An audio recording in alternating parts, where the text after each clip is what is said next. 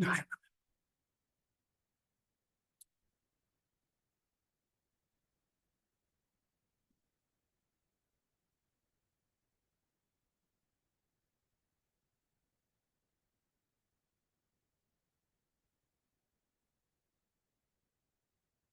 you, Madam Chair. For members of the public, the instructions on how to participate in today's meeting may be found on the published agenda. These instructions provide information on how to submit written comments and how to participate on Zoom. Thank you. We will now proceed with item 1. Roll call, please. Commissioner Vistic, Present.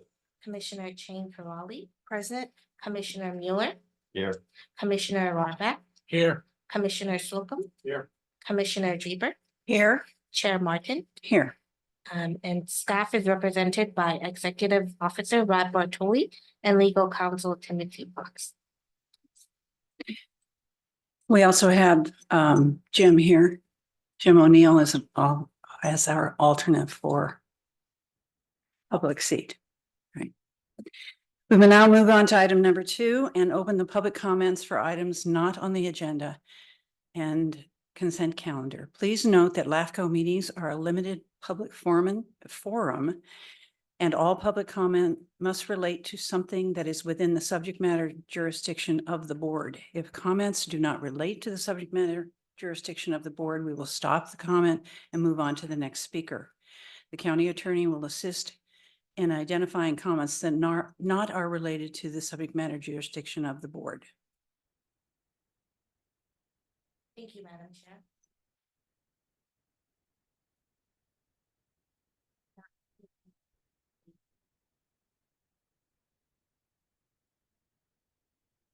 Madam Clerk, would you explain the process, please? Sorry.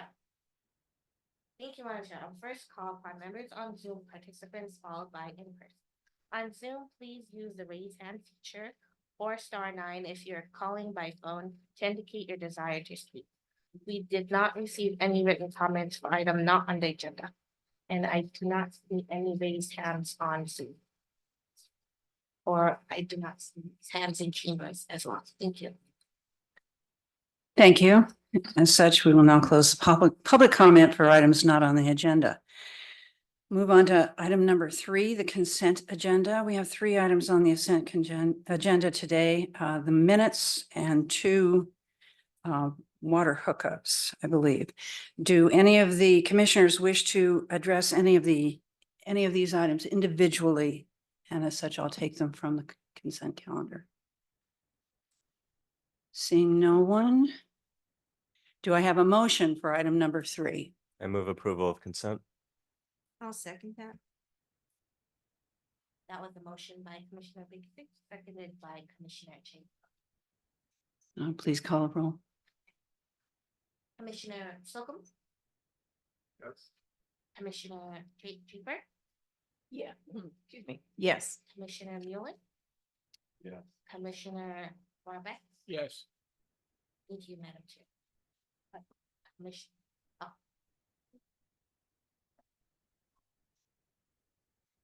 Yes. And Commissioner Chang. Aye.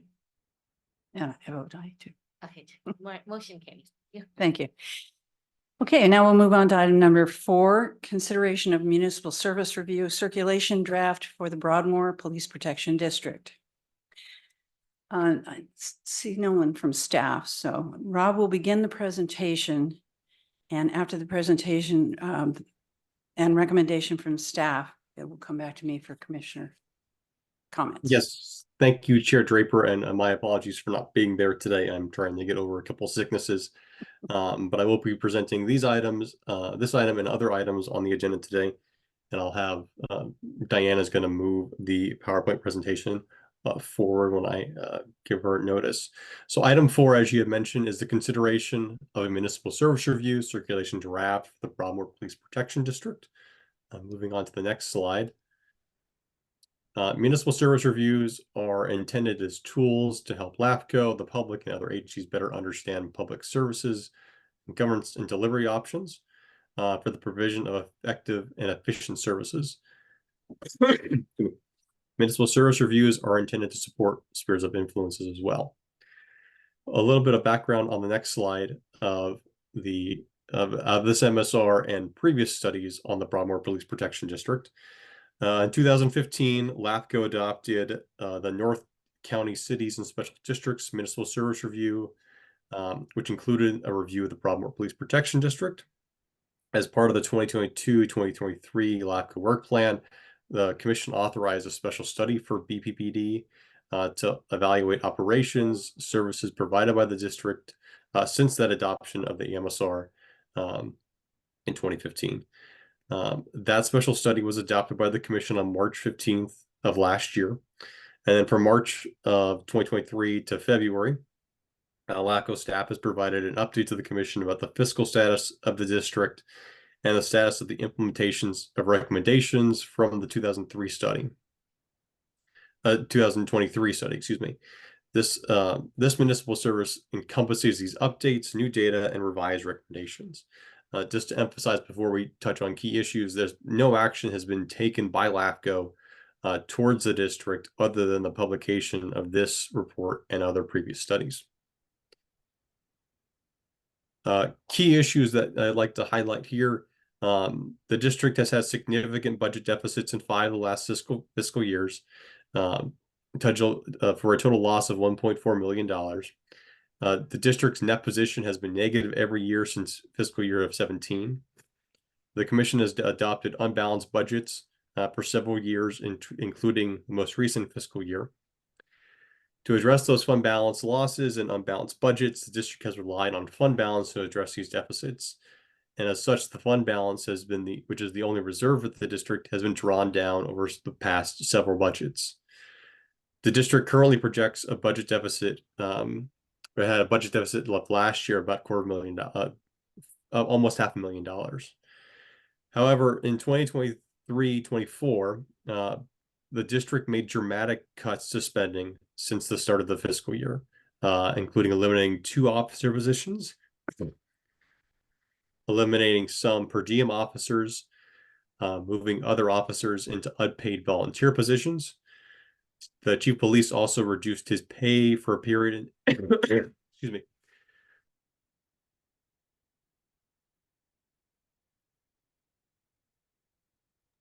My apologies. I will probably take a cough break from time to time. The chief of police has also reduced his pay for a period and now is back to full pay. These cuts have lowered the number of sworn officers to 7, a decrease of from 9 officers from just last year. Many of these budget cuts occurred shortly after the Broadmoor Police Protection District Commission adopted the 23-24 budget. And these cuts were not included as part of the proposed budget document. That showed basically status quo for staffing and also a projected unbalanced deficit for that fiscal year. And so the need for these unplanned cuts concerns LAFCo staff about the district's and the public's ability to have a full understanding of the fiscal health of the district. Within 2 months of the adoption of that budget, Broadmoor later approved and then rescinded a resolution declaring that the district was insolvent and facing a fiscal emergency. The district in that resolution also directed staff to take steps to file for bankruptcy protection. And again, that resolution was rescinded later in January, and I'll talk about here soon. Other key issues include that the district does not prepare separate reports for actual reserves, actual revenues and expenditures at the end of the fiscal year. And there's not currently a production of a long-term financial planning document for use in the budgeting process. The district does have independent audits, which are shared with staff and board members, but it doesn't appear that these audits are agendized for discussions at board meetings. The district does not have any master or strategic plan in place. The district, though, has stated they have contacted the California Special District Association regarding hiring a company to produce a strategic fiscal plan for the district in the future. The lack of long-term fiscal plans, budget deficits, and growing costs of the district may negatively impact service delivery, and the district should evaluate ways to address those particular concerns. On the next slide, a brief history of Broadmoor. Actually, if you can go back one slide, there we go. The district's district was formed in 1948 to provide police and ambulance services originally, and now only provides those police services. Its service area is about a half a square mile. A little bit less than a half a square mile, a little bit more than half a square mile. Approximately 7,000 residents reside in the district area. The district boundaries are rather irregular and non-contiguous. That's resulted from annexations to the city of Daly City over time. The Broadmoor Police Protection District is the only operational police district in California that employs its own officers. There are 2 others, both in Fresno County, and those districts contract with the county sheriff's office for police services. The district is governed by a 3-member board as well. The Broadmoor Police Protection District was formed under California Health and Safety Code sections, and the formation of new police protection districts is now prohibited by state law. On the next slide is a map of the boundaries of the Broadmoor Police Protection District, shown in orange. There are 2 other police departments within close proximity, both in the city of Daly City, which is less than 1/4 of a mile away from Broadmoor's headquarters, and the town of Colma's police department, which is about 2 miles away. So they, again, Broadmoor area surrounding the Broadmoor village and what I'll refer to as unincorporated Colma around the Colma BART station. Touching on some of the recommendations in the MSR on the next slide for growth and population. The territory served by BPD is not expected to experience significant growth and does not require a change in the agency's services need, demands, or service boundaries to meet any additional demand. And there is also no disadvantaged unincorporated communities within its service area. On the next slide, touching on the capacity and the adequacy of the public facilities and services. The district provides police protection to the unincorporated area of Broadmoor Village and the unincorporated area adjacent to Colma. As mentioned previously, the district now operates with 7 full-time sworn staff. It also includes 1 administrative secretary, 1 part-time staff, and 1 paid part-time officer, and 14 paid reserve or volunteers. A lot of those changes have occurred this fiscal year, where there were per diem officers that now were switched to unpaid reserve or volunteer positions when they became unpaid officers there. Because of the reduction to 7 officers, the district now has a lower ratio of officers per 1,000 people compared to the city of Daly City due to the loss of those 2 positions.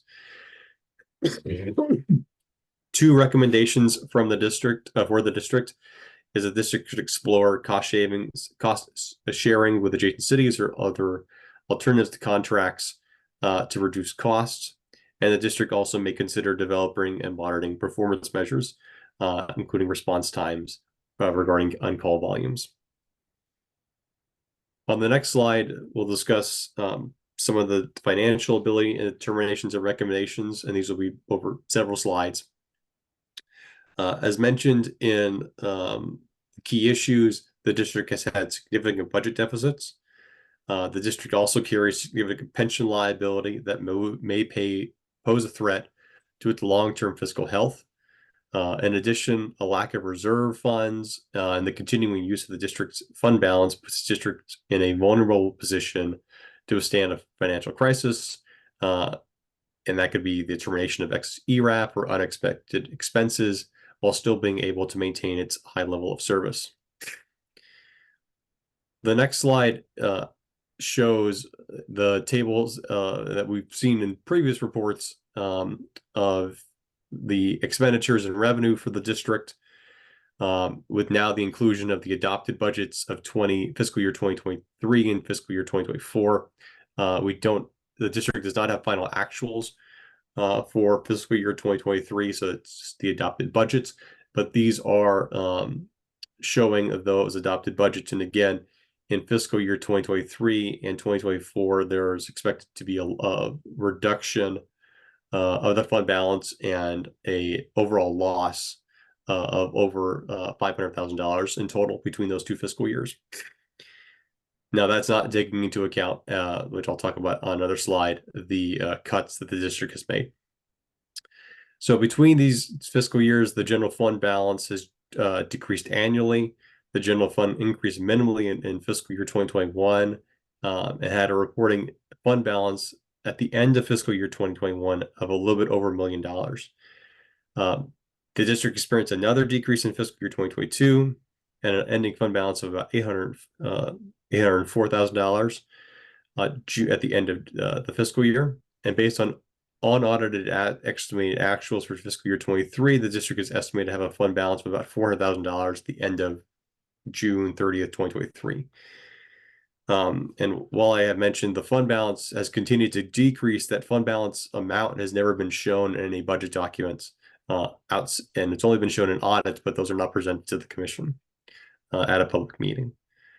The Broadmoor Police Protection District provided a spreadsheet regarding revenue and expenditures in calendar year 21-24. And that was converted and shown in a staff report, and it's shown in the MSR, and it was converted to fiscal year by LAFCo staff.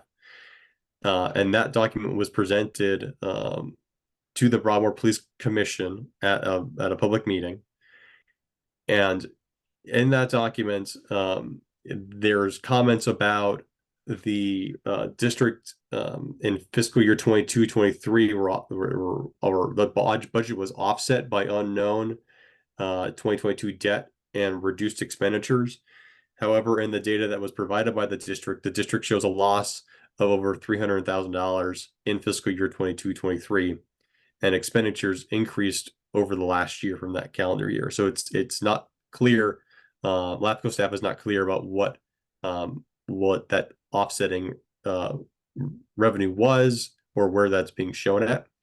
Because in the documents, it does appear still that there is a loss for the fiscal year 22-23. On the next slide, discussing some of these mounting fiscal challenges that the district had. The district took several actions shortly after the adoption of the 23-24 budget, including, as I had mentioned previously, eliminating 2 full-time positions and a half-time commander position, suspending operations of non-critical staff, furloughing some staff, including investigations, immediately reduction of some staff member positions from full-time hours to part-time.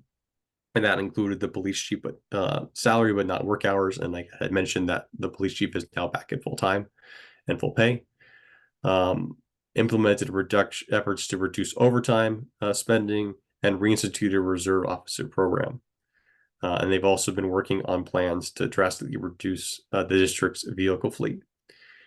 And so while these actions were taken by the district in review by LAFCo staff of agendas, meeting minutes, resolutions from this time, it doesn't appear that the Broadmoor Police Protection District Commission took these actions or formally gave direction to the police chief or general manager. There's no staff reports outlining why these actions were taken, why one action was taken over another, or if there was any period for input from the public on these particular actions.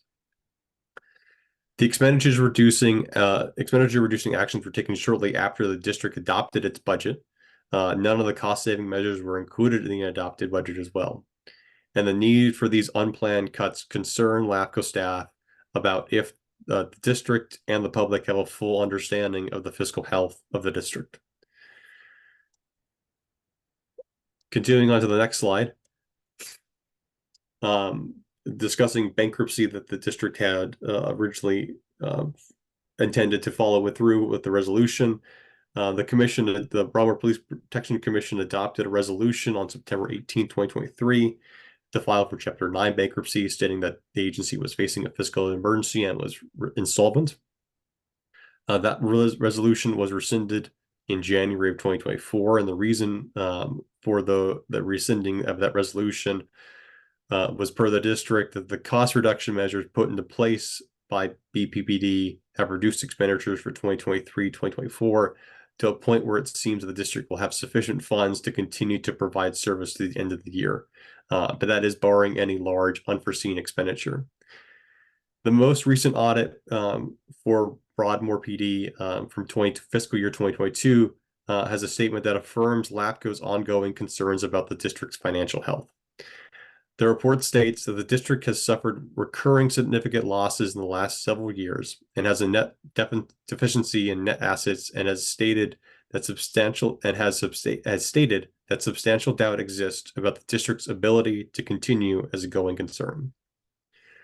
Budget projections for the rest of the fiscal year are currently not available from the district at this time.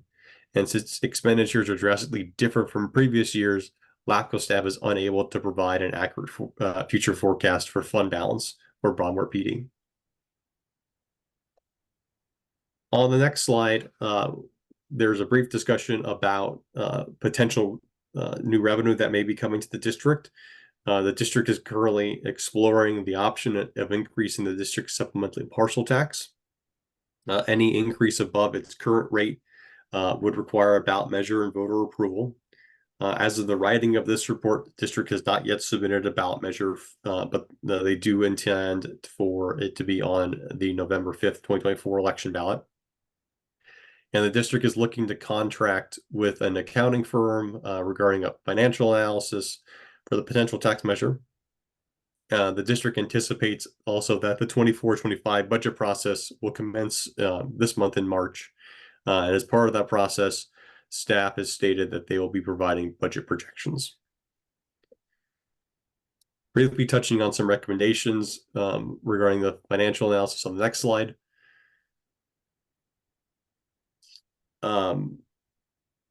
Similar to the special study recommendations, LAFCo continues to encourage that the district prepare quarterly financial reports that would present the district's financial condition. Budget documents should show the amount of fund balance that is existing that's allocated to the district either through fund balance or reserve. The district should develop a long-term fiscal document that will assist the district in planning for expenditures such as retirement costs. The budget document should show the amount of fund balance that is allocated to the districts as part of a budget document to show if that fund balance is being impacted or reduced. Independent audits should be presented to the board for discussion at public meetings, and those audits should include management letters and review of any recommendations from that audit for previous years. The district should develop accounting, financial, governance, and general administrative policies to help guide its decision making in a consistent manner. And the district should explore development of a master plan or strategic plan for the district. And the district has said that it is working with California Special District Association to identify a consulting firm to provide that service.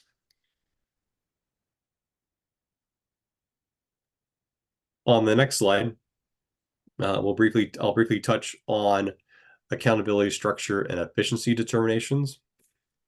Public meeting agendas are posted now on the district website, but staff reports are typically not available or produced.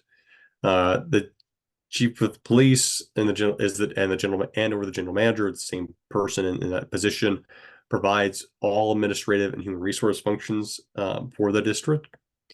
And our staff's recommendations is the creation of staff reports for board commission agenda items.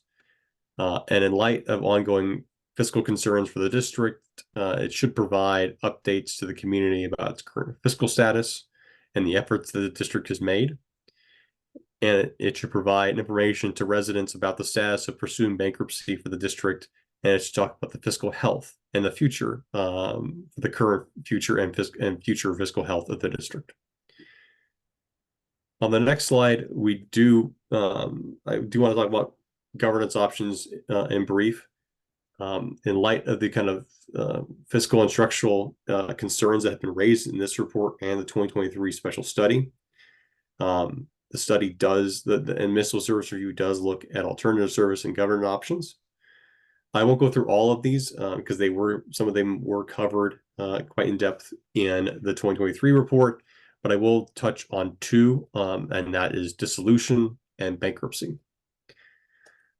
So, regarding any kind of LAFCo process, there are an attachment, Appendix C, that shows what the LAFCo dissolution process would look like, and that's attached to the Municipal Service Review.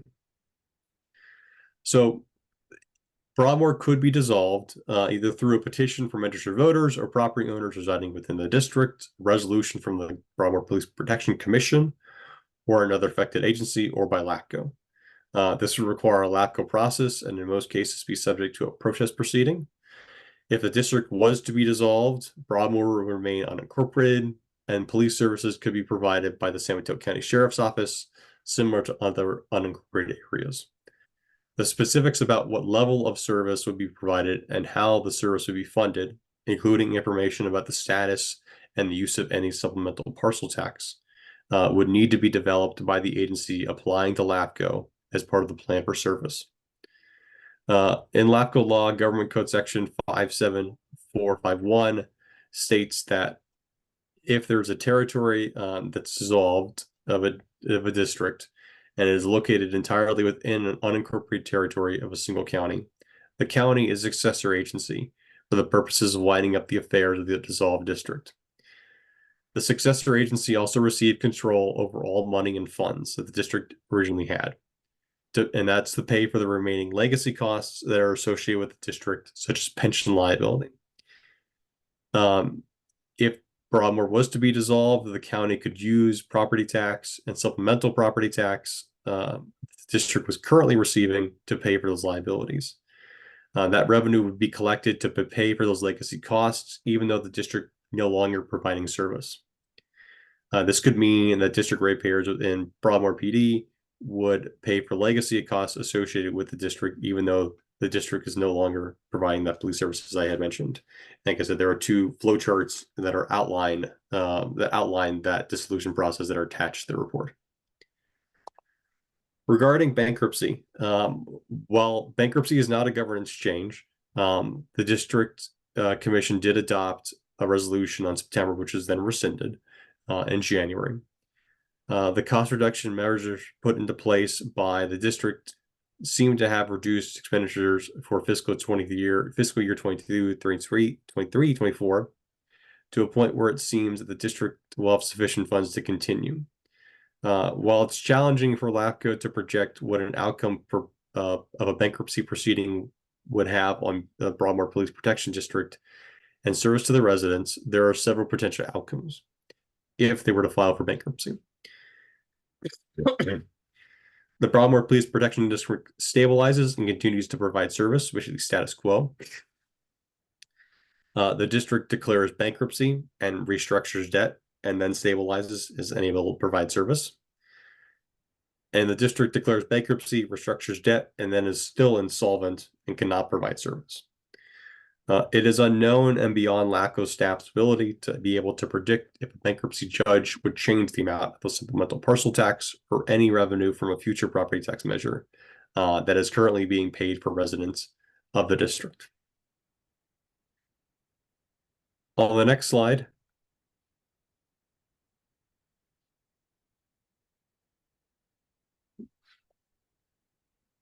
LAFCo did receive one written comment from Andrea Hall. That comment was posted on the LAFCo website and was also sent to commissioners. LAFCo staff did not receive any other comments on the draft circulation. I do have a couple updates on the report itself, though, and corrections. So within the municipal service review, there are several statements regarding the higher cost of service for Broadmoor Police Protection District compared to other agencies. And these statements were based on previous data, and it's recommended that staff corrects these statements and updates the draft circulation and puts out a revised version of that document before it comes back to the commission and before we have any kind of workshop or presentation. I'd also like to make two notes about the staff report. The SOI determinations reference San Bruno in the staff report in 3 instances, but the determinations in the MSR are correct for Broadmoor Police Protection District. So that's why I apologize about that correction, about that issue. And there was also a reference to a pension table, pension liability cost that references table 5, and that reference should be table 6. And LAFCo staff would also make a recommendation to amend the report with that correction. So on the next slide, we have the recommendation. It's to open the public hearing, accept public comments, provide commissioner comments, and then direct the executive officer to schedule the final municipal service review for the Broadmoor Police Protection District for a public hearing at the May 15th, 2024 commission meeting, and circulate it with the suggested changes that I had just mentioned and any other necessary amendments to city, county, and other independent special districts. And with that, I'm happy to answer any questions. Thank you, Rob. Do we have any questions for staff from the commission? What's your name? Commissioner Draper. Thank you. I have several comments, but now just questions. On page 41 of the packet, it says, which is the staff report, key issues identified in compiling information on the city of Burlingame. You had mentioned San Bruno, but I think you mean Broadmoor as opposed to the city of Burlingame. Yes, we do have a couple typos, and we will correct those, and I apologize. Okay. That's my question, right? Harvey? One of the governance options mentioned in the draft MSR is to merge the Broadmoor Police Protection District with the city of Daly City. I'm confused as to exactly what that means. Well, does that require dissolution first? How could we actually implement that? Thank you, Commissioner Warbeck. If that was to be implemented, essentially what that is annexation of the unincorporated area of Broadmoor and Colma and unincorporated Colma to the city of Daly City, and the dissolution of the Broadmoor Police Protection District. So it's a merger of those services, but the way to get that merger is technically through annexation. So that's more than just talking about the police district. Is that correct? That would be correct. Yes. Thank you for the update. Go ahead, Virginia. Rob, can you hear me? Yes, I can. Okay, so in the report, you referenced that the police district is working with CSDA to hire a company to produce a strategic fiscal plan, et cetera. Do you know what the status is? I mean, it's one thing to just make the phone call and say, oh, we need one. It's another thing to actually pursue that. I do not. The last written comment that we have from the district was that they were working to pursue that, but I don't have any additional detail beyond that. Okay, thanks.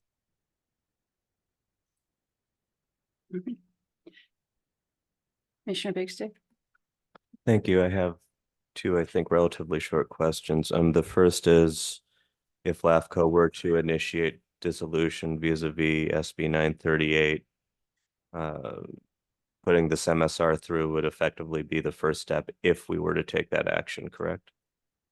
That is one of the requirements for SB 938. When the commission adopts the final municipal service review, there also would have to be certain findings that are made by the commission related to pursuing an SB 938 a dissolution. And so it would be the adoption of the MSR and making one of those specific findings. And then my other question, looking under, what was it, criteria number 6, which has to do with governance structure. One of the recommendations under accountability, structure, and efficiencies is to continue to provide Brown Act training for all commissioners. I'm curious if you have a sense of how frequently the commissioners have received training. Do you have any data to demonstrate one way or the other? I do not. Not up. I have to go back and look at some of the responses from Broadmoor. They have said that they have had their attorney provide that training, and they may have more details about when that training occurred and what the frequency of that training is. And I noticed the police chief is in the audience, so perhaps that would be a question more appropriate for him. Thank you. Any other questions? Commissioner Curley? Rob, on page 49, yes, you have public agency involvement. And the primary source of information has been information collected from agency staff and adopted plans, budgets, reports, policies, et cetera. How far back does that go? Is that back to fiscal year 2017?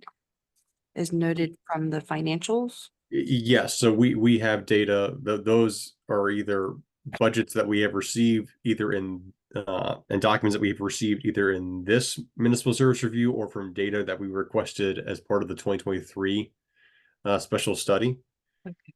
And so, yes, it does go back as far as the 2017 data. Okay, thanks. I have one question.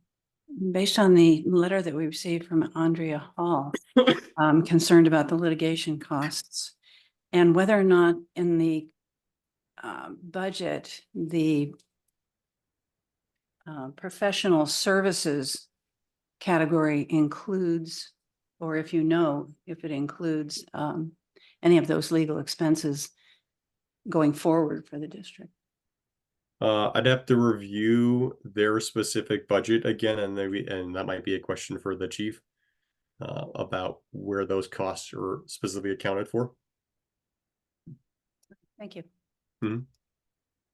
Are there any other questions from the commissioners?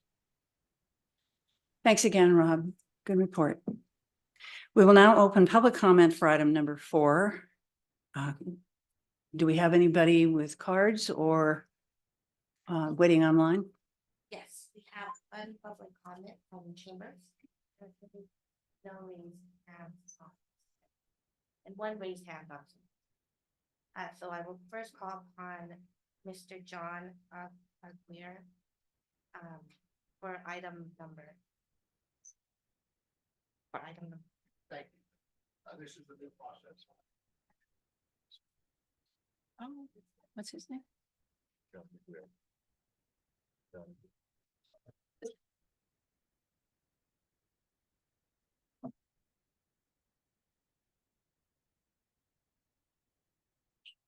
This way, okay. Good afternoon, Commission, Madam Chairman. It's nice to have you here. That is quite the report. I'm John again, 1156 Nimitz Drive, Broadmoor Village, California.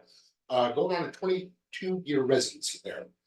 I'd like to take one moment, Commissioner Big Stick. I really appreciate your taking the time. I think I've seen you twice now at police commission meetings, and very important. And I think there's some physical presence and eyes on how things go. So thank you for taking that time to come over the hill. Greatly appreciate it. This report has got a lot of information in it, a lot of repetition in it.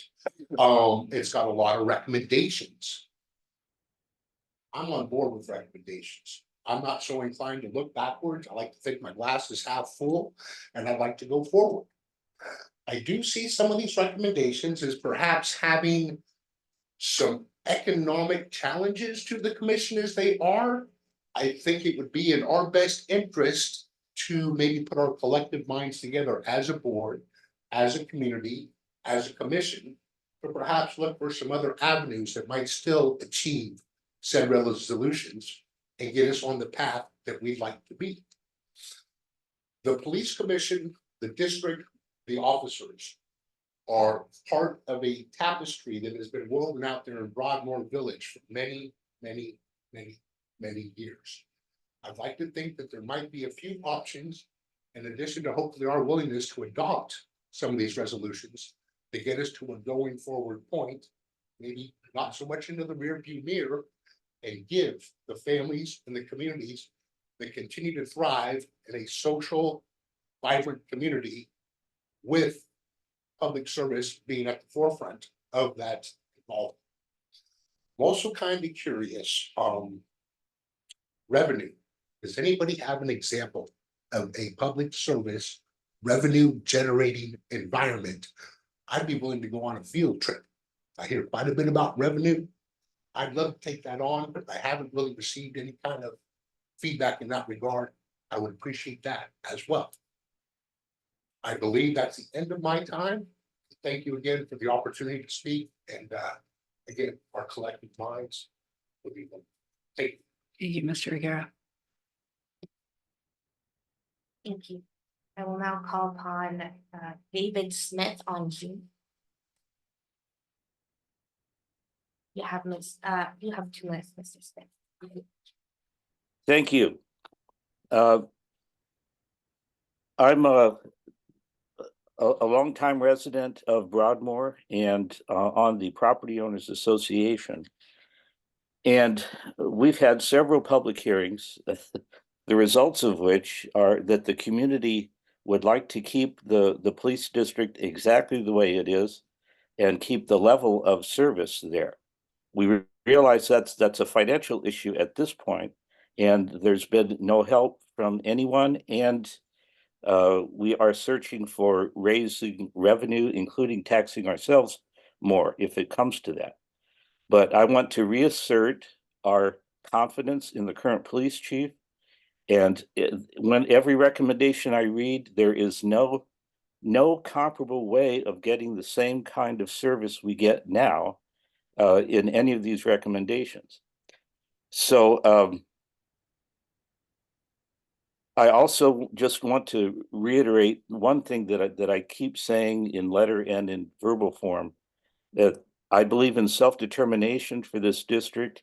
And if it comes to voting, I would like to see it come to that actually, so that we have an official voice in this. But our voice so far has been clear. We would like to keep things the way they are, but obviously we need more money. So that's my comment. I'll leave the rest of the time for later. Thank you. Thank you. Now I will call on one more raised hand from Andrea. Ms. Hall, you have 2 minutes. Thank you. And I'd like to thank Rob once again for all of his diligent work in preparing this MSR. I really appreciate all the time he's spent on this over the last 18 months. It's an extremely frustrating project. As we've heard today from the citizens of Broadmoor, I believe in self-determination. I want what I want, but I don't want to pay for it. And I expect the county to come rescue me and save me. That's not going to happen. And that expectation is frankly unreasonable. It's unreasonable in any context. It's especially unreasonable when you've spent the last 10 years burying your head in the sand, refusing to accept the fact that you don't have enough money to do this. No help is going to come. And frankly, they don't deserve it. I mean, if you want to change, you would get rid of the people who are on the commission when all this stuff began. You would own up to your financial mismanagement. You would pay your bills. You wouldn't fire people for telling you about it. It's madness. I'm frustrated. I thank LAFCo for the help it has been able to provide. But frankly, enough is enough. Thank you very much, and I'll cede the remainder of my time. Thank you. There are no more hands raised. Thank you, Madam Clerk. We will now close the public comment period for item number 4, and we will begin commissioner discussion for item 4. Are there any comments from the commission itself? We'll start with Commissioner Bigstick. I would like to be able to ask my question about training of the police chief, if it's appropriate to do so.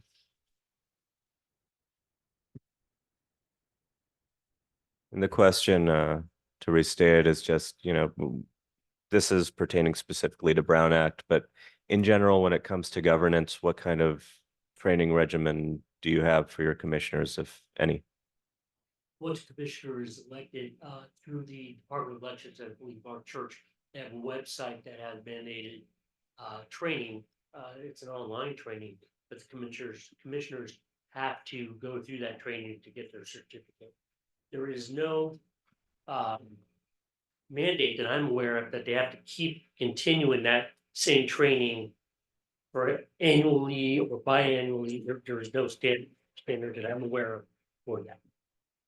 Do you know what's included in the training through Mark Church's website, the county controller's website? It is a laborious PowerPoint presentation that lasts anywhere from an hour to 2 hours. But you don't know the substance of the presentation? Yeah, it's ethics training, Brown Act training, or an overview of Brown Act, what would essentially constitute or imply what a violation of the Brown Act would look like, or a violation of ethics. Thank you very much. So I do have follow-up comments now that I've asked my question, Chair. Okay, go ahead.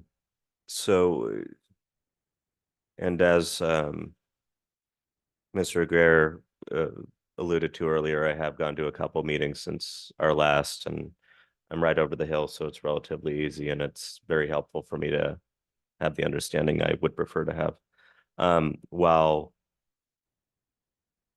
I'm not able to, give anything additional that would paint a rosy picture of the financial situation we're all been staring at, I have noticed little things such as it would seem that but just between two meetings, they're trying to kind of revamp their internal structures to rise to the level of a more productive approach to meetings, for example.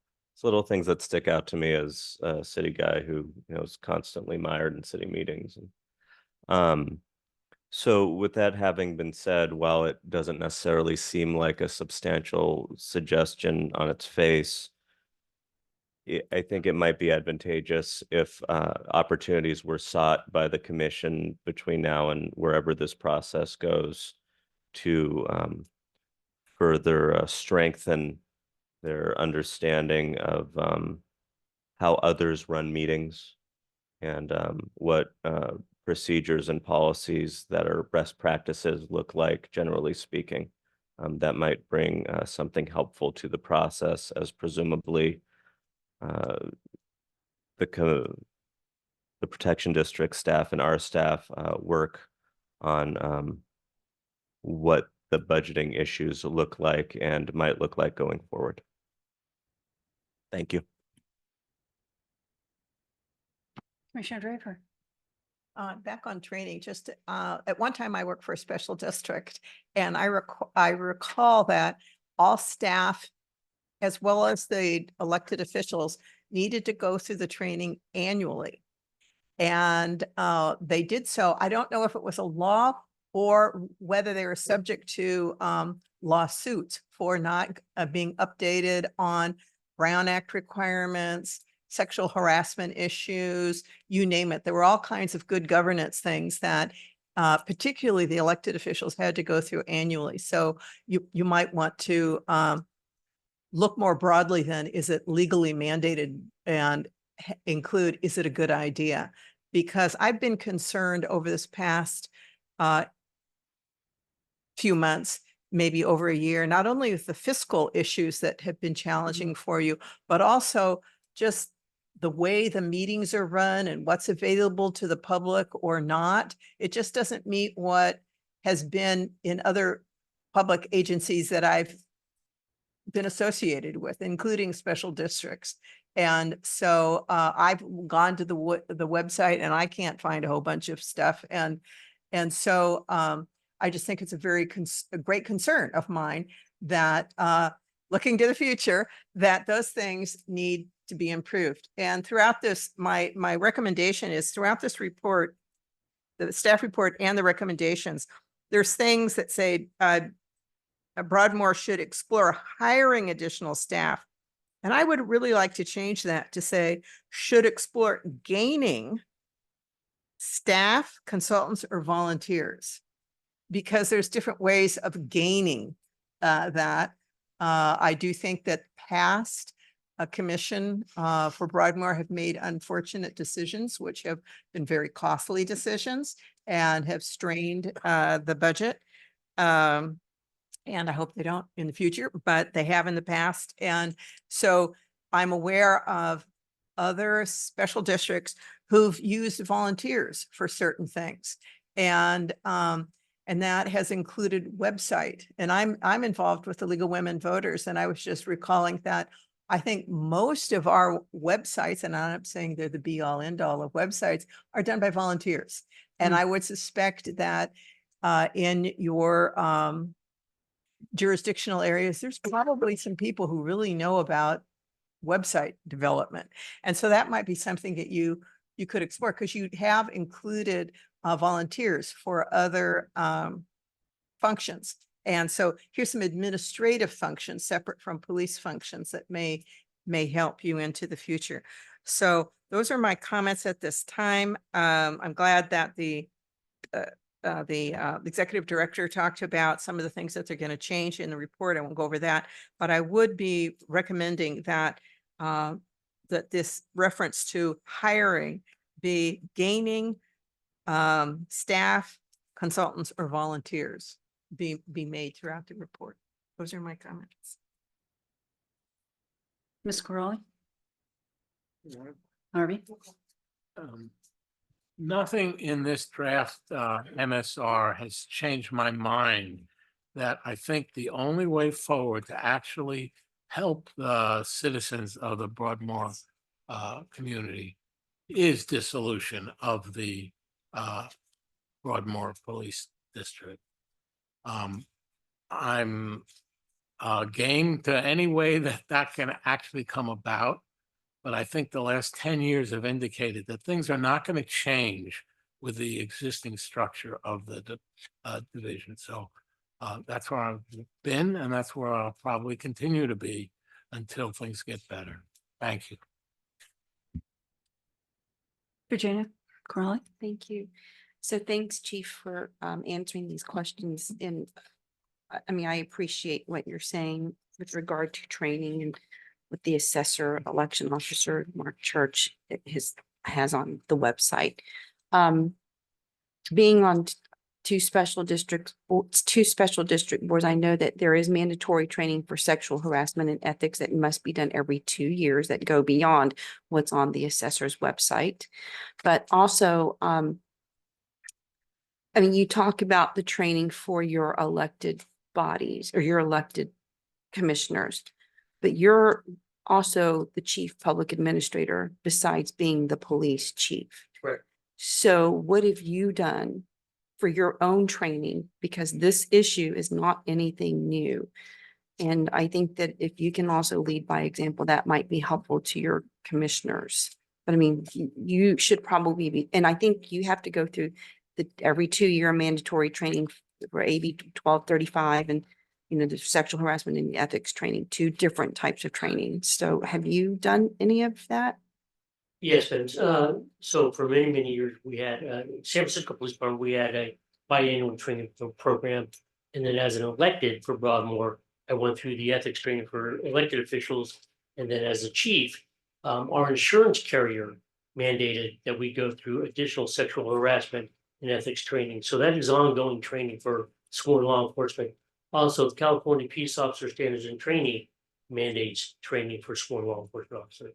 And what about governance? Brown Act training isn't mandatory like the other 2 trainings, but I think that you and the commission would benefit greatly from regular Brown Act trainings. I mean, have you done the Brown Act training recently? I mean, I just don't get the sense that there's a lot of proactive movement going on, but I could be missing that.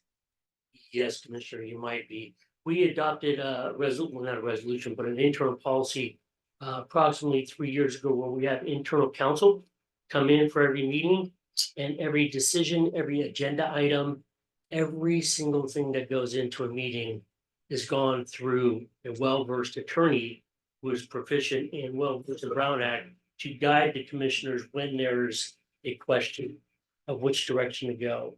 Our agenda items have become very linear and very focused, where we used to have an open meeting where some mistakes were made. The idea is we're trying to be as transparent as possible. But if it's not discussed, if it's not agendized, it isn't discussed, and the commissioners are all forewarned by counsel who's versed in the Brown Act, not to discuss anything that is not agendized and or that could be in violation thereof. Well, I mean, there's also the transparency and stuff. So, I mean, I agree with Commissioner Draper about just having your website, just some more insight that the public can see. It's I just, website is a challenge. yeah, but we've that got is so much on it. sometimes your main way of communication with the public. Concur. Our website is loaded with, it's loaded. And it's not necessarily the best tool to navigate, but the cost to redesign our website by a volunteer / professional, and this is just hard cost, is 15,000. I already received the quote. It's cheap. I looked at that as soon as I went back, so It's actually cheap. that is cheap. But if you don't have $15,000 of elected Mhm. funds, it guess. becomes the gold standard. I guess people get concerned because the commission has made decisions to hire lawyers and not, fight the problem and not solve the problem. And that's just my feeling when I look at this. And I wish there would be different decisions to choosing to solve the problem and not fight the problem. That's just my outside view. Understood, Commissioner. Are there any other questions? Every time I think about this district, I think that there must have been a reason why the state of California did away with these kind of special districts. And I don't have an actual answer even in my own mind about that, but there's a reason why they did. And I suspect it's because they aren't what we expect a special district to be and how to perform. I also am a special district representative on this board. And we're like little Nazis about how to do it right. How to do it right. Do all the training, do all the book work, and make sure that there's complete and total transparency in what we do with the public's money. Okay. One of the recommendations or one of the suggestions or one of the things that you have talked about apparently is a new ballot measure for the November ballot. And those are very expensive to run. That money could be used to get a website as opposed to, to make, I agree with Commissioner Draper and her suggestion that we're throwing money after bad money, whatever that expression is, money after bad. Instead of fixing it. Well, what did you say? Instead of fixing it. Well, it seems like the history has been of fighting it, not fixing it. Yeah. And I suggest focusing the commission and the community on fixing and really helping, because I think a lot of improvement could be made with how the activities are. And I would submit to you that a good portion of that should be done by your board. Not by the general manager, which is kind of what you are. Okay.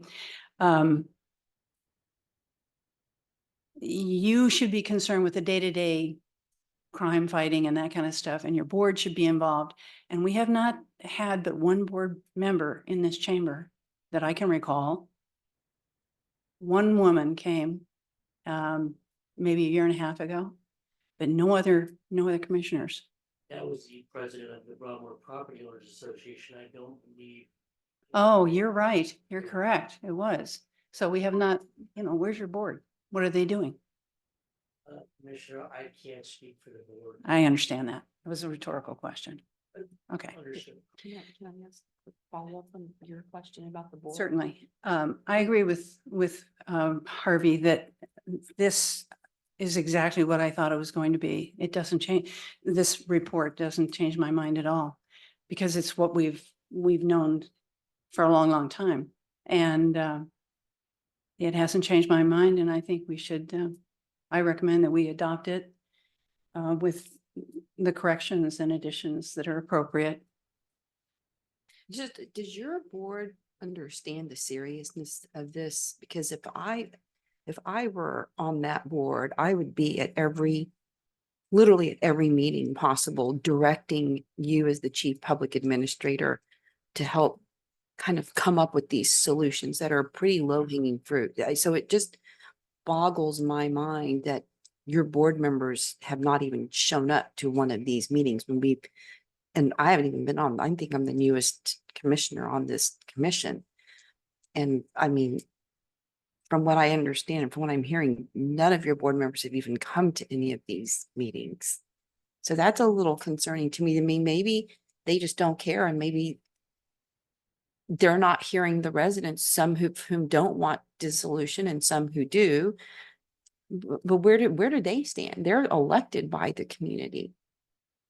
If I may respond, Absolutely. Commissioner, I can tell you without waiver that the commissioners do care. There's a myriad of personal and professional obligations that they have that precludes them from coming to meetings such as this. I don't want to go into make it sound like I'm making excuses for them. They can make excuses for themselves, and oftentimes they're legitimate reasons. However, part-time commissioner, non-compensated, they're volunteers in the community that are not professional elected folks. They're not public figures. And so, do they understand this problem? Yes, they do. Are they perplexed by it? Yes, they are. Are they hoping that with guidance and proper legal counsel and hope and a prayer that things get better, that they're trying to give proper guidance to myself, that's wouldn't work? Yes. But in terms of being here and coming into a public forum and trying to defend individual and collective actions, that's a difficult process, It's part of their, especially when people aren't public speakers. Well, but they are public figures under the First They Amendment of perhaps the US are. Constitution. Correct, but And- that doesn't mean everybody's comfortable. comes with the job. Right, It and is. their constituents take the time to be here. Or get on Zoom. I mean, that's the convenience of Zoom. They can come in even by Zoom. I just haven't heard anything from them, so it's just a little concerning for me. I think we Gotcha. actually did hear from them, and that was in the resolution for bank, when they declared bankruptcy, that was from the commission. And what I said then, and I'll say now, is that in my mind, that resolution blamed everyone but themselves. And looked at everyone. And before you can solve a problem, you have to accept that you have a problem. And I didn't see anything in that resolution, and I could have misremembered some of it, that said, we've got a problem and we need to fix it. Rather, it was, they're mean to us, you know, people love us over here and they're terrible and no one will give us any money. And it was everybody else. And I even said so at the hearing, that's a political tactic to try to blame everybody else for your problems. But just in human sense, that if you want to have change of behavior, you got to accept that you got a problem that needs to be solved.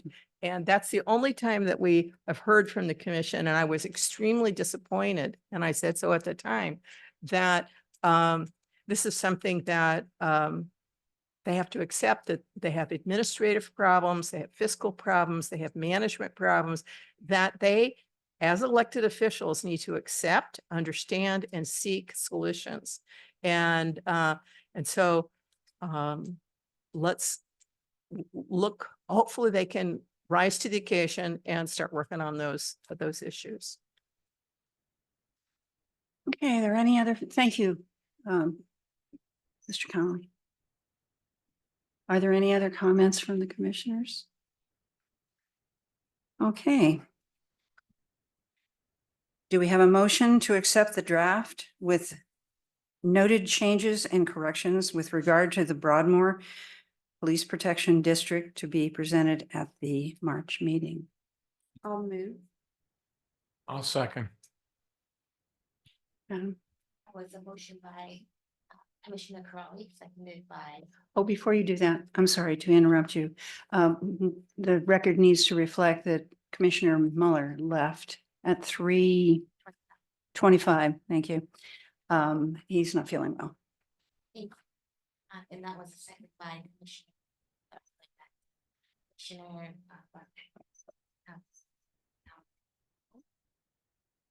You need to speak up a little bit. Okay, I will now take roll. Thank you. Commissioner Slocum, I'm totally confused on what we're doing here. Making a motion to I accept this understand draft. that part, Okay. but- Excuse me. But doesn't Rob's report have like 8 recommendations or no, not recommendations, considerations for action of this body? And recommendations. And what are they? You wish that to be in the motion? Well, at this time, this is the draft. Right. And I understand so, it's a draft, oh, okay. but what does the agenda say on this item, Mr. Counselor? You happen to have a copy of the agenda item here? I do.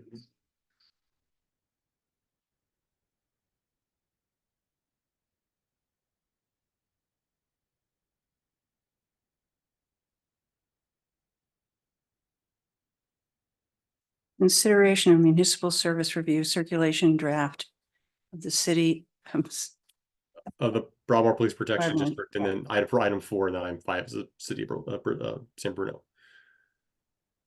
Right, the agendized item is consideration of the draft. Yes. So it's not appropriate at today's meeting to vote on disillusion. For I instance, agree. right? That's Agree. correct. It's not part of the agendized item. Okay. That's coming.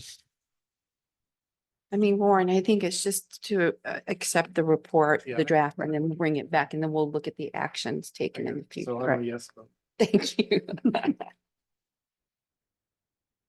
thank you. Commissioner Bixby, Yes. Commissioner Draper, Yes. Commissioner Rabak, Yes. Commissioner Chang Karawi, Aye. Chair Martin. Aye. Thank you, Chair. The motion carries. Okay, we will now move on to item number 5, consideration of municipal review circulation draft of the city of San Bruno. And Rob?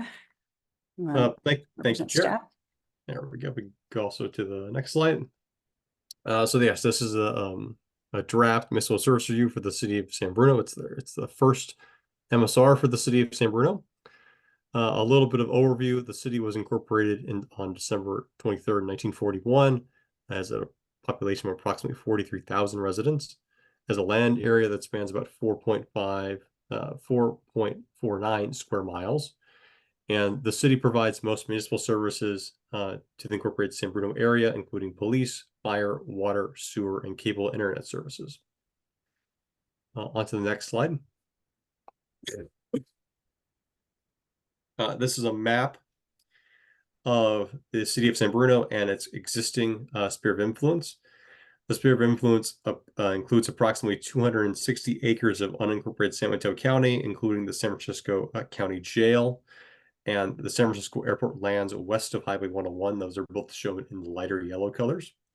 And also since 1971, the sphere of influence for the city has included a recommendation to detach Cappuccino High School, which is at the southern end of the city. It's kind of like a little cherry stem to the south, and annex that to the city of Millbrae, which is totally surrounded by.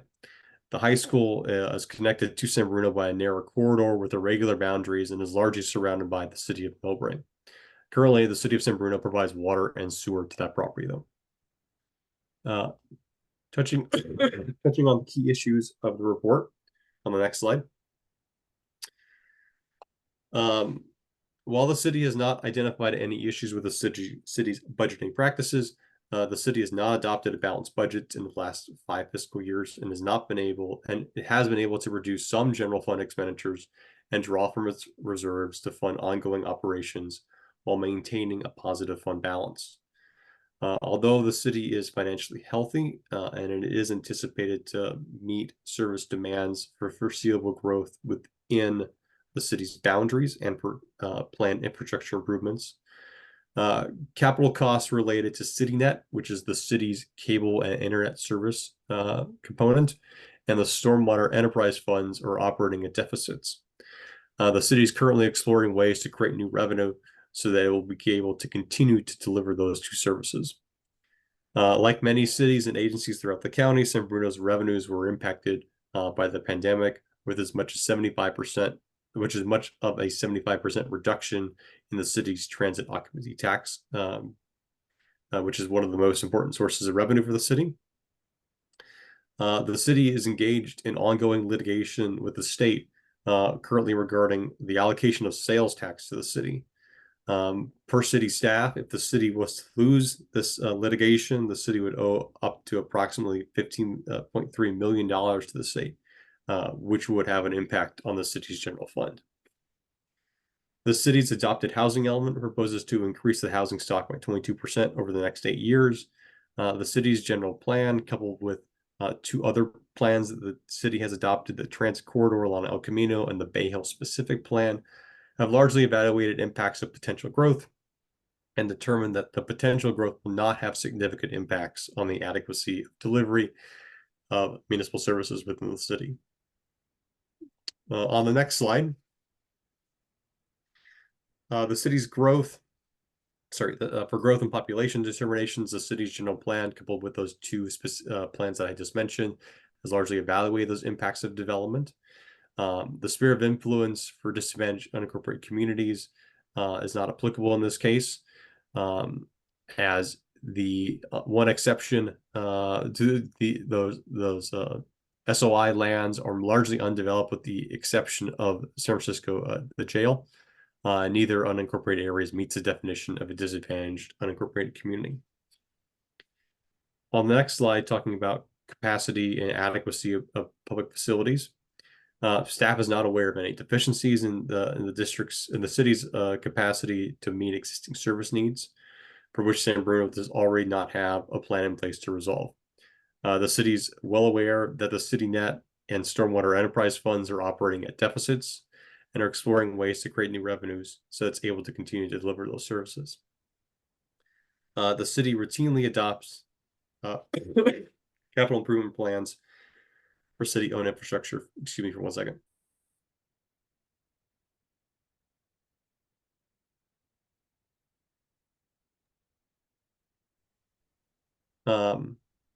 The city routinely adopts a multi-capital year improvement plan for city-owned infrastructure and facilities.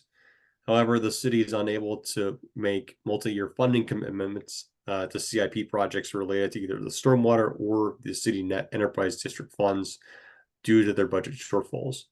And LAFCo has 2 recommendations in this area. It's encouraging the city to continue to explore options regarding CityNet, including potential transfers to another service provider or revenue increases, and to encourage the city to review potential revenue increases for the creation of dedicated revenue for stormwater projects. And that has been stormwater, I'll talk about here more. That has been one of a theme in our last couple MSRs, has been the lack of specific dedicated revenue sources for stormwater projects for a number of cities in this county.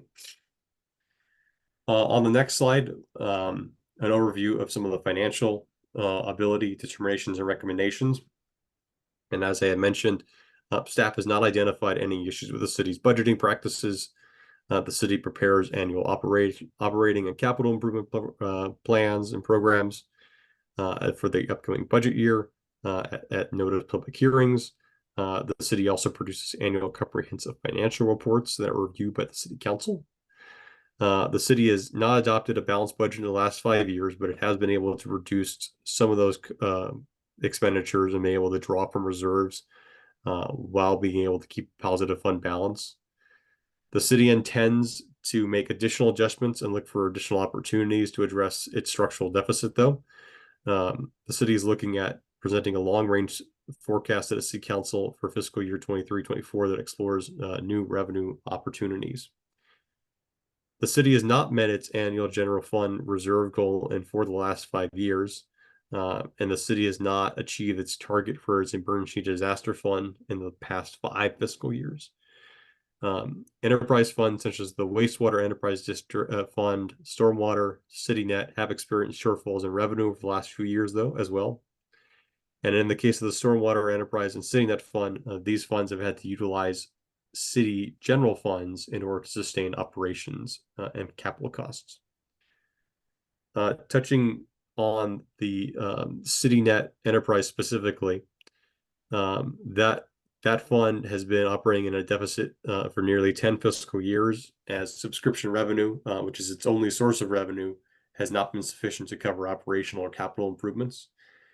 The city has increased service rates in just the past year in August of 2023 and exploring additional increases to ensure financial stability.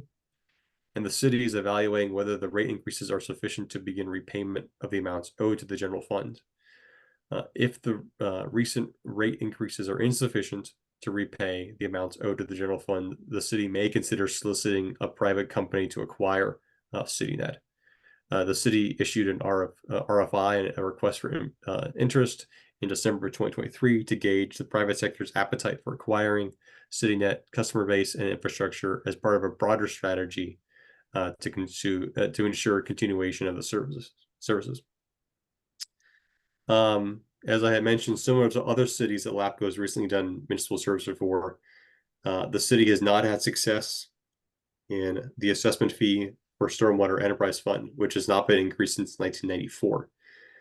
In 2021, the city held a property owner election for new property related fee to fund storm drain and flood protection programs, but the fee failed to meet the majority threshold for the fee to be imposed. During 2022-2023, the city conducted a survey about the likelihood of supporting a bond measure to fund that infrastructure projects. However, the survey results indicated that bond measure would fail to reach the supermajority required for the general obligation bond. As a result, the city continues to use general funds allocation resources to address any unmet or emergency stormwater system needs. Currently, the city has identified over $350 million of stormwater infrastructure improvements.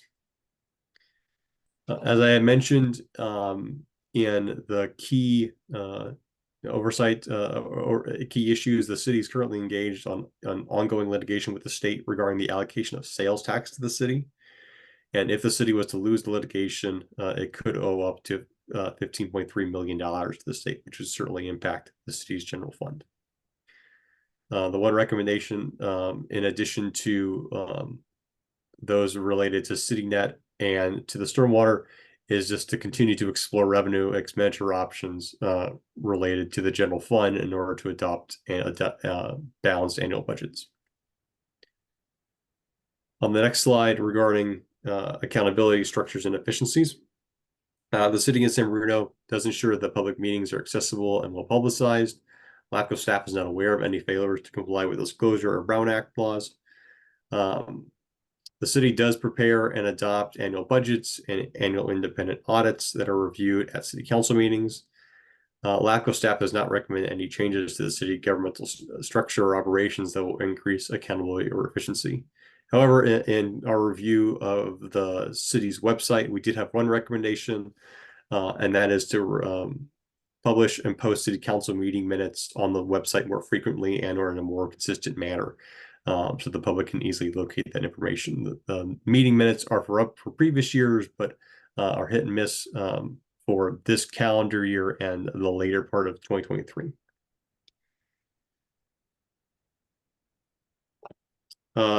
On other issues or determinations and recommendations, the city of San Bruno is engaged in activities to address hazard mitigation, including wildfire and sea level rise. And we encourage the city to continue with its work in that area. And while it's not a specific service delivery issue, similar to a couple of other recommendations that we've had for other MSRs, we have noticed in our review that the city boundary of San Bruno and South San Francisco bifurcate the Monte Verde Elementary School, which is part of the South San Francisco Unified School District, and it's split, as I had mentioned, by the boundary of those two cities. And in the future, if the city so wishes, may wish to consider submitting an application to LAFCo to adjust that boundary so that the city boundary no longer splits the school site. On the next slide, there's just a map of that school site. The smaller parcels are part of the school, but those are actually in the city of South San Francisco.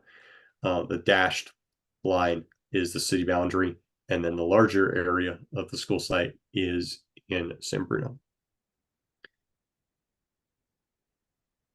And with that, the recommendation is to open the public hearing, accept public comments, and provide commissioner comments as well. And then direct the executive officer to schedule the final municipal service review for the city of San Bruno for a public hearing at the May 15th, 2024 commission meeting, and to circulate it as need be. And I'm happy to answer any questions. Do any of the commissioners have questions for staff? Virginia, Crowley? Rob, thanks for this great report. I just had a question about, and just help me understand how y'all defined not having any issues with the city's budgeting practices when the city hasn't adopted balanced budget in the last 5 years, 5 fiscal years. And it's had to deal with reduction of some of their general fund expenditures and draw from its reserves to fund ongoing operations, to maintain a positive fund balance. And then, you've got the city net and also their stormwater issues, that kind of thing. So I mean, and maybe it's just terms of art that I'm not familiar with that y'all are talking about here in terms of issues.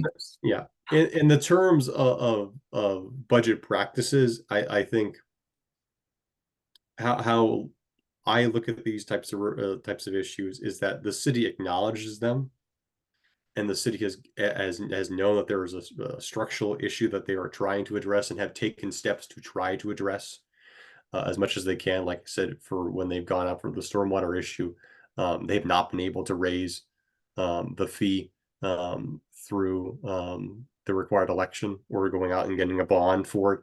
So, they're hitting all the requirements of when they need to adopt a budget. There isn't a requirement for local agencies technically to adopt a balanced budget every year, even though that's probably best practices. And it's acknowledging that if there are challenges, here's what the challenges are, and having that discussion between staff and the elected officials at the city or that agency about how best to address them. And I think certainly San Bruno, we have gone through this MSR process with them. They've been very forthcoming about some of those challenges and about what they have been able to accomplish, or at least to continue to work on, and what they feel like are some issues that they have not been able to overcome. But again, acknowledging those types of issues, I think, is a key factor in that practice. Thank you. I have a comment.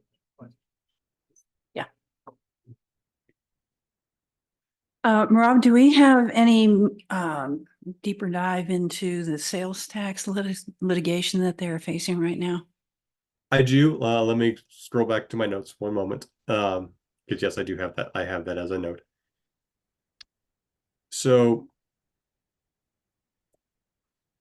the litigation is related, and this is from there. It will probably still be pretty high level, but I do have a little more detail. It's related to litigation from the State Department of Tax and Fee Administration, both to the city and to Walmart. And that was regarding the reallocation of approximately $27.5 million in sales tax that the state is claiming should be reallocated to other jurisdictions. And so the city and Walmart they filed a writ of mandate and complaint regarding that allocation. There appears to, I guess there's an agreement about how, between the city and Walmart, about how those sales tax dollars were to be distributed, and the state disagrees in their view of how that agreement is to occur. And so there's litigation now about that sales tax allocation and where it should be allocated, and which agencies it should be allocated to, and where it should be allocated to. Do you know if Walmart is one of the defendants? Yes, as part of, I believe they were part of the writ of mandate that the city filed. Okay, thank you. And while Walmart, if you're not familiar with San Bruno, while Walmart doesn't have a physical store location, their internet sales headquarters are in San Bruno. Okay. So Yeah. that is what is Okay. related I to understand Walmart. now. Yeah, because Yeah, so it's a lot of online sales, and I think it has an issue about where those online sales and transactions occur at. All right. I think there's a lot of litigation all over the country about that particular issue. Okay, any other questions from the commissioners? Okay. We will now open the public comment for item number 6. Madam Clerk, do you have anybody waiting to talk with us? Thank you, Madam Chair. Currently, there are no speakers, in that were wishing to speak here. And there are no hands raised on Zoom. Okay, thank you. We will now close the public comment period for item number 6. And begin any discussion we have about this MSR. Commissioner Draper. I'm like Commissioner Corelli Chang. I was mystified by the two statements, which were the city has not adopted a balanced budget in the last 5 years, and the city is financially healthy. And they seem two odd comments to me. And so in your oral discussion, you describe more about that. And so I'm going to be recommending that you really look at how you describe their fiscal setting. And because right now it seems like they don't relate to, those two statements don't relate to each other. And I don't know how you could be unbalanced and fiscally healthy at the same time. So that, to me, that needs more work, those sections. Those are my comments. Commissioner Rohrbach. I'm a big fan of municipal internet services. I really think that's the way that more cities should go. So I would encourage the city of San Bruno to do whatever it can to keep the internet services, the CityNet activity. If it requires raising the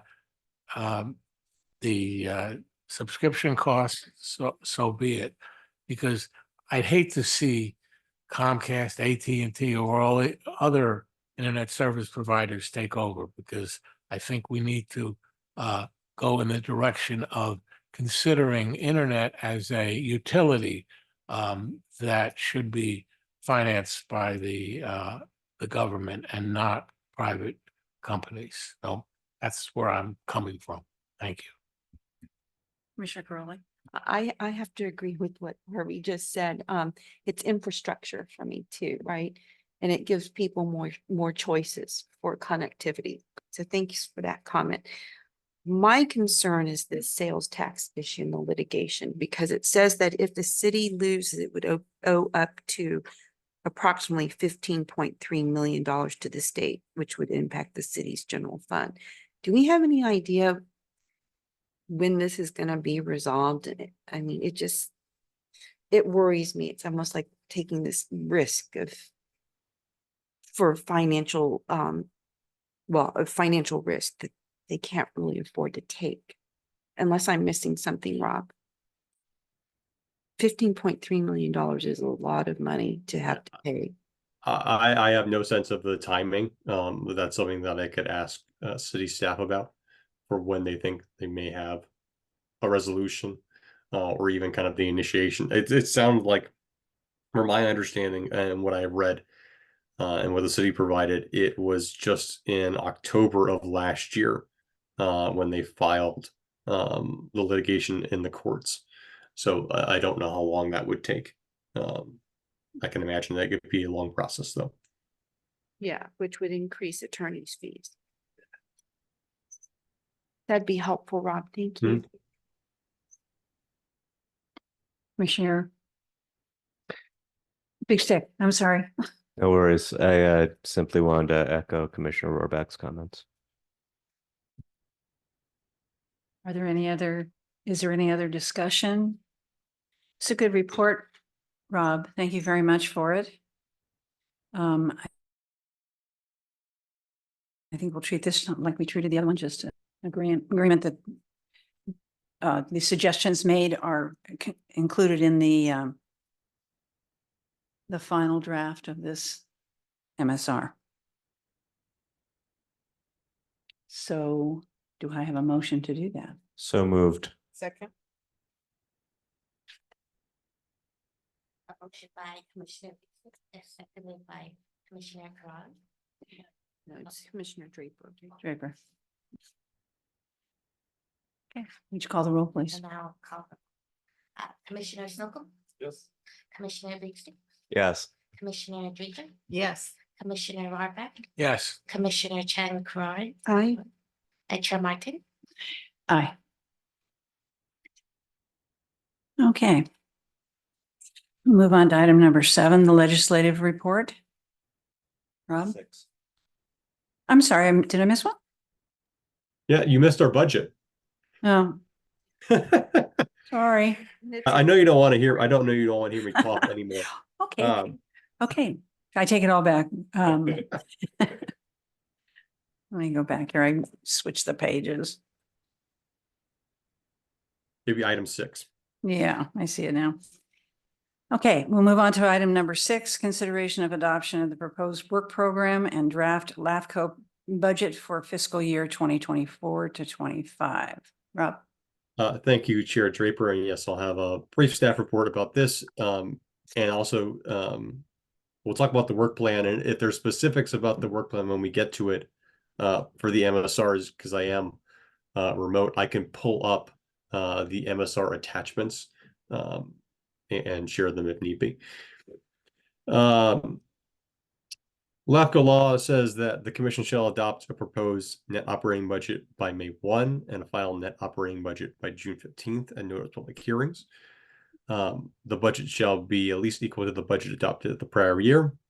It allows for carryover of unused funds to the following year's budget, and the net operating budget must be apportioned in thirds to the counties, cities, and independent special districts. On the next slide, I'll talk about the proposed fiscal year budget for 24-25. The proposed budget is $16,451. Sorry, $415. Key items includes program increases for salary and benefits for the executive officer position, $60,000 in legal services due to anticipated litigation. That's up from our typically budgeted at $40,000. And increases related to charges for future office furniture office for future office for temporary office relocation. San Mateo County Planning and Building, where we rent our office space in, is looking to remodel the whole floor, and we will be temporarily moving to temporary office space at the county center. And then when we move back into that, we anticipate we'll have some charges and costs incurred for construction. Other costs include program computer upgrades and increased costs for the LAFCo conference workshop.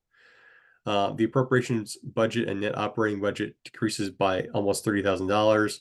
However, due to the allocation of fund balance for 23-24, the 1/3 apportionment is required to increase by about 10% compared to the last fiscal year. Regarding estimated actuals for 23-24, the adopted budget was $846,000. That include the executive officer position, the management analyst position. Oh, sorry, next slide. Good, thank you. And the halftime clerk position. It also included $100,000 for future consultant work for an MSR and $40,000 for county attorney office. Our estimated actuals come in lower than that at $628,000. That accounting is for both the currently vacant management analyst position.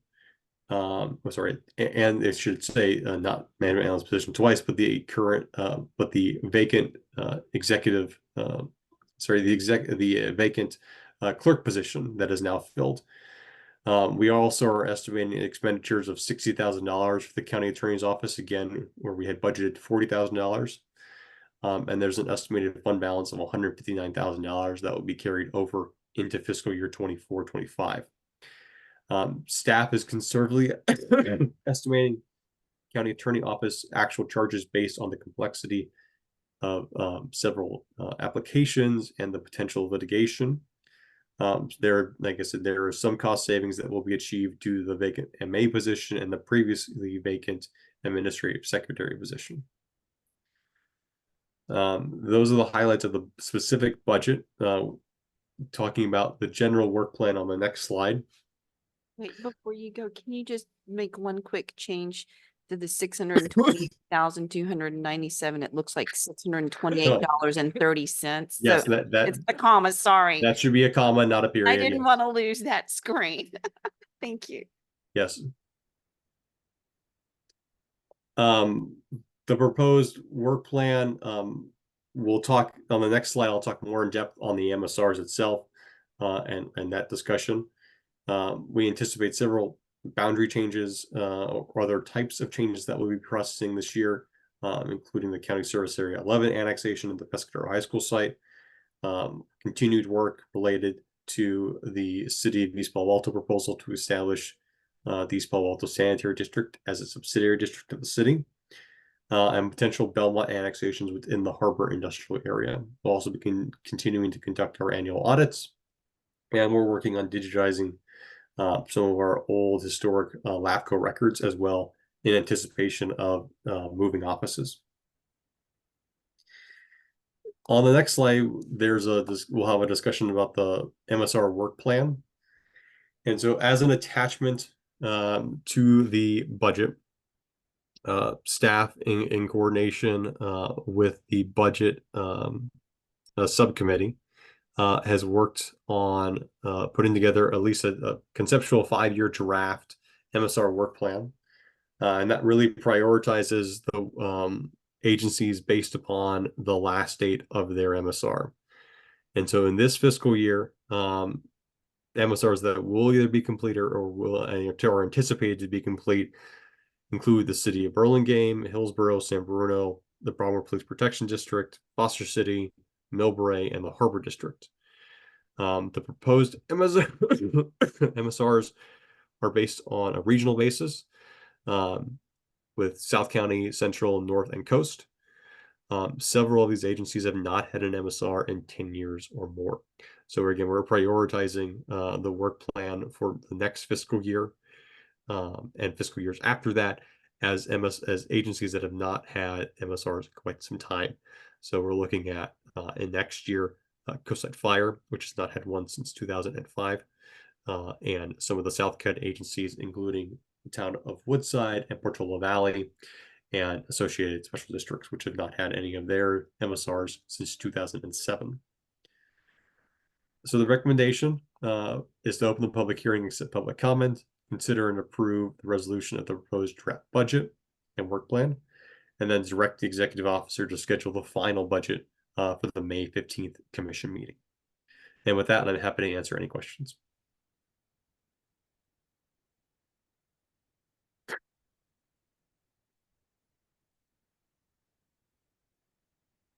Thank you, Rob.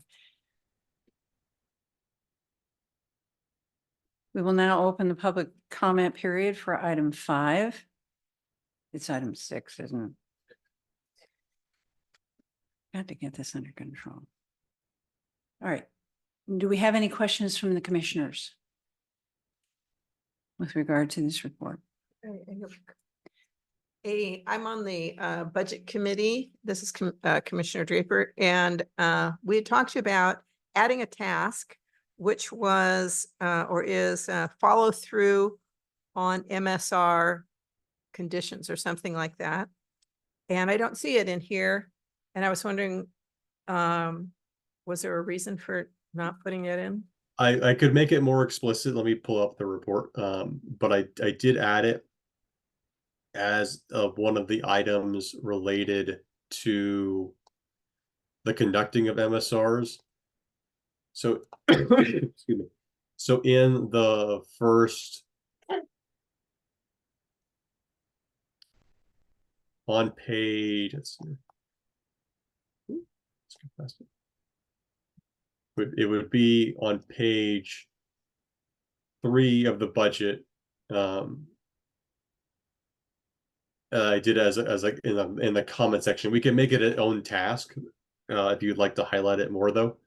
The time will be allocated to following up with agencies regarding the status of implementations of recommendations. Right, and then including that as a task in every fiscal year, because the commission as a whole has been interested in follow through on different MSR conditions over the years. And so I just think it's important to note it and have it there.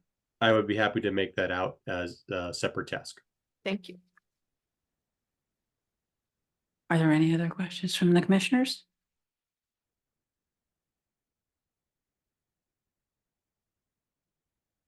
We will now open the public comment period for item number 6. Madam Clerk, do we have anybody waiting for us? Thank you, Madam Chair. We have no speakers in chambers and 1 speaker on.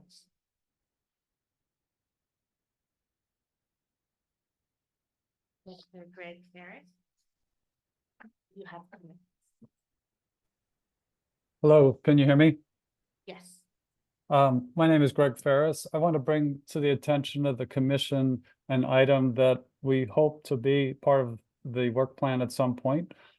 I'm a member of a group of neighbors seeking annexation of the West Menlo Park Triangle into Menlo Park. We have a pending application with the city and LAFCo. This triangle is formed by the Y junction of Alameda and Santa Cruz Avenue together with Sharon Road and West Menlo Park. The triangle is a very logical annexation site as it abuts the city on all 3 sides. 3 sides of our block face the city on the other side of the street. On one side, the city counter border is in the middle of the block, and law enforcement actually has trouble tracking where this boundary occurs. Annexation will finally create a proper connection between Eastern and Western Menlo Park, a connection that currently is made by only a thin sliver of land that passes through the Stanford Golf Course. We seek annexation for better local representation, better coordination of traffic, better coordination of pedestrian and bicycle safety, development, and so forth. Our application had 80% support. It's not controversial. We filed our application for annexation to the city and LAFCo in 2015. That's 9 years ago. We know that Menlo Park can act quickly on annexation because they did so very quickly in 2017 on behalf of Stanford. We have attended lots of meetings with city staff and Menlo Park City Council members over the years, and there's been no demonstrable progress on our application. I'm making an unusual, comment to the commission on this, and would be most like to know if you have any recommendations on how to encourage Menlo Park to act on our application. 9 years is too long. Thank you. Bye.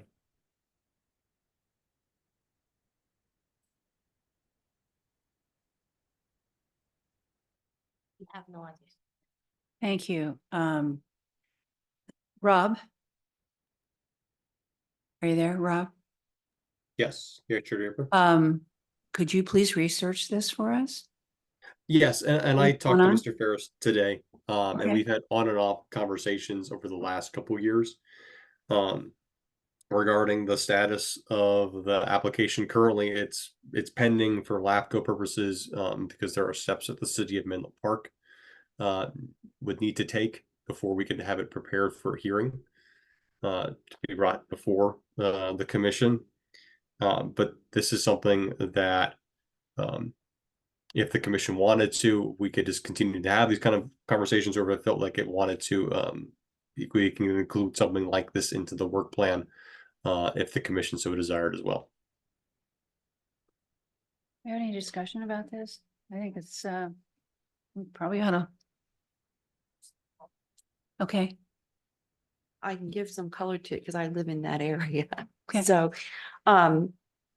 So the county actually put together a task force to take a look at the traffic in that area. This Y, it's called the Y. And it was the Alameda, De Los Pogos, and Santa Cruz Avenue Task Force. And the residents there, I mean, they're right. They wanted to annex this, and it's literally this weird shaped triangle area. My understanding is that the city of Menlo Park, and I could be wrong, this is just what I've heard, is that they were not totally supportive of it because of the potential costs to them, right? And without any revenue stream coming in except a few houses. It's not like it's a whole section, it's just a few houses. But I think it might be worth looking at because I think it might make some sense, but I just don't know what that normal process is. And Rob, maybe you can help me understand that. If the city doesn't want to do this, and I'm not saying that they don't, I just don't know for sure.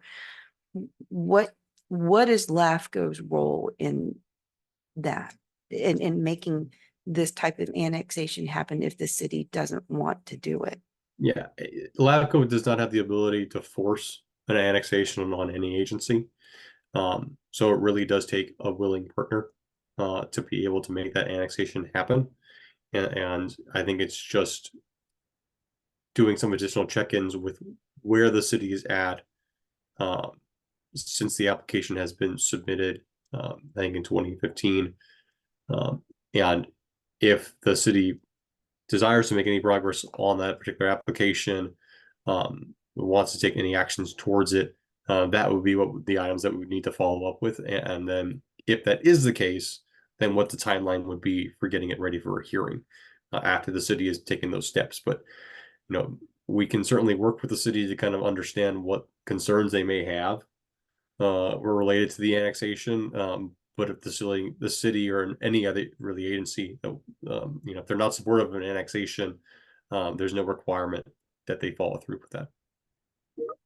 So that's where I would start. Maybe Rob can just start asking some questions to Yeah. see what the city's thinking, because it's been 9 years, almost 10. Yeah, I think that's a good idea. The public really needs kind of an answer, whether Yeah, it's gonna They just can't sit. go or not go and when, and at least get some framework for it, Rob. I thought it was in a city council meeting where they denied it, but I don't know. I'm sorry, I didn't hear. I you. thought that it was, I don't know for sure because it was so long ago. I thought that in one of their city council meetings, the city basically said they didn't want to do this, but I could be wrong. I just think that Rob should look into this. Yeah, and the real possibility that the people who made that decision are not on the board any longer. Well, some maybe, I don't know. Some may not. Those things, Yeah. those dynamics change. Yeah. So Rob, would you kind of give us an overview of it at the next meeting? Certainly, I can look into kind of what's going on and provide an update to the commission. Okay, thank you very much. And Yes. Just a quick question, specifically that update might inform whether or not we were to include that item in our budget in May, correct? Yes. Very good. Thank you. And with that also being the case, I would have an update for the budget subcommittee as well at our next meeting about the status of that too. Thank you. Thank you. Well, so should we wait to adopt Dismissed. this then and wait? No, Or just no. adopt and we can always amend it? Right. Okay, then I'll move to adopt or draft plan that Commissioner very Big much. Sticks, Commissioner Draper and I worked on with Rob. I'll second that. Okay, any further discussion on this at all? Okay, Madam Clerk? That was motion by Commissioner Jane Carrot and Commissioner Barbeck. Yeah. And, Yes. oh, okay. And Commissioner Slocum, Yes. Commissioner Basic, Aye. Commissioner Draper, Yes. Commissioner Barbeck, Yes. Commissioner Jane Carrot, I, Chair Martin. Yes, Thank you, Chair. Motion carries. thank you. We'll now move on to item number 7, legislative report. This is for information only, Rob? Yes, for item 7A is for information only, and 7B does have an action. 7A, we can go to the next slide. Is just the legislative report, and there's just 3 bills that I would like to bring your attention to. LAFCo is currently tracking 15 bills, but AB 3277 is the annual LAFCo omnibus bill for 2024.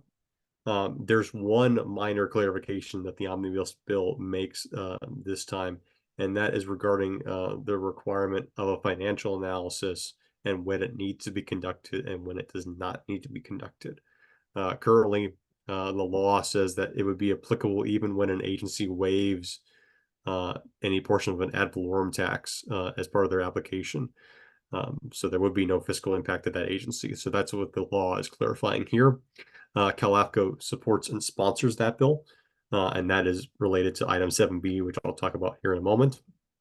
Another LAFCo support and sponsor bill is SB 1209, which would authorize LAFCo to require as a condition, among other things, for processing of change of organization or reorganization, that an applicant would agree to indemnify, defend, and hold harmless LAFCo. LAFCo sponsored this bill in response to a 2022 appellate decision out of San Luis Obispo that held that LAFCo could not use indemnification provisions in applications because indemnifications are a form of agreement that LAFCos currently are not authorized to enter into.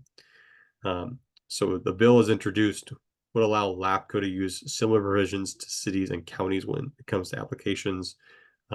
For both this bill and AB 3277,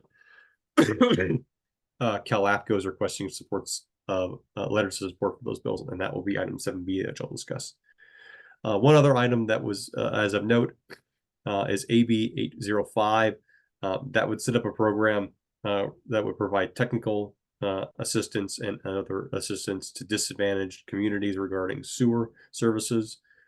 The bill originally included a provision to regarding consolidations of sewer systems. That bill no longer has that provision.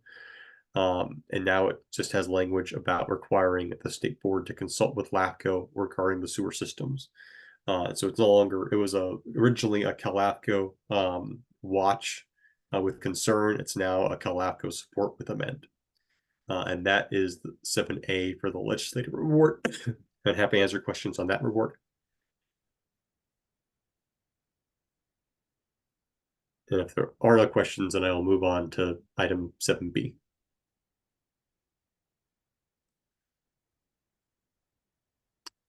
So item 7B, excuse me, LAFCo has requested letters of support for AB 3277, that's the omnibus bill, and SB 1209, that's the LAFCO indemnification. San Mateo LAFCO staff has drafted 2 letters of support for each bill. Excuse me. If the letters of support are approved by the commission, it's recommended the commission authorize LAFCO staff to submit letters to both legislative houses and to the governor as the bill moves through the legislative process. And on March 8th of 2024, the Legislative and Policy Committee recommended the commission approve both letters of support, and the recommendation to the commission is by motion to authorize LAFCO staff to submit the letters of support for AB 3277 and SB 1209 to both legislative houses and to the governor.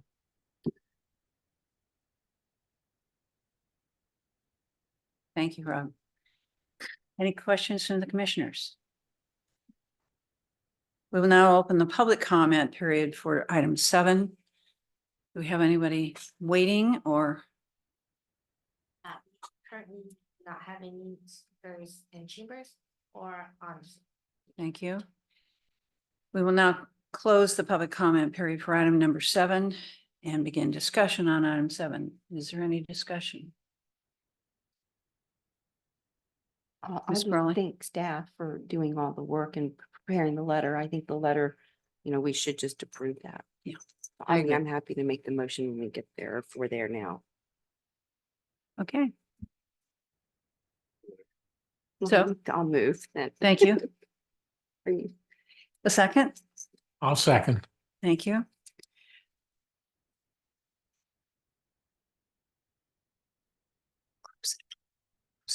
Oh, sorry. That was a motion by Commissioner Chin Curley and seconded by Commissioner Barback. Commissioner What? Slocum, Yes. Commissioner Big Stick, Aye. Commissioner Draper, Yes. Commissioner Barback, Yes. Commissioner Chin Curley, Aye. Chair Martin. Aye. Thank you, Chair. Motion carries. Okay, move on to item number 8. Staff reports, this is for information only. Rob? Nothing to report. Okay, thank you. I guess we don't have any questions by the commissioners then. Okay, let's move on to item number 9, which is a closed session, and I guess we'll pack up here and move into another room. That's correct. I think we're going to go to the board conference room. In addition, unless there is a reportable action taken in closed session, there's no need to report closed session action. So if there's nothing to report, we won't come back out and reconvene for that purpose. Okay, thank you.